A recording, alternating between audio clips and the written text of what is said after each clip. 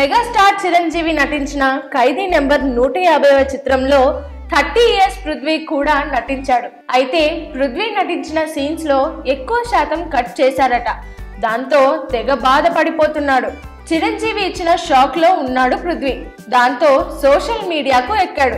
ఒకవైపు చిరంజీవికి శుభాకాంక్షలు అందజేస్తూనే మరోవైపు తను నటించిన సీన్లని తొలగించడం పట్ల బాధపడుతున్నాడు.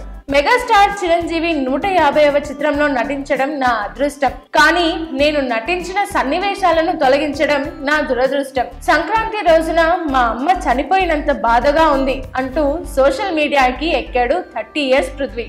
గత కొంతకాలంగా ఈ హాస్య నటుడు టాప్ రేంజ్ లో దూసుకుపోతున్న విషయం తెలిసిందే. బ్రహ్మానందం రేసులో వెనుకబడగా పృథ్వీ టాప్ గేర్ లో దూసుకుపోతున్నాడు.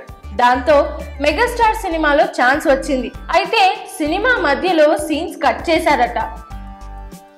ఈ వీడియో మీకు నచ్చినట్లయితే please like, comment, share and subscribe. Thank you.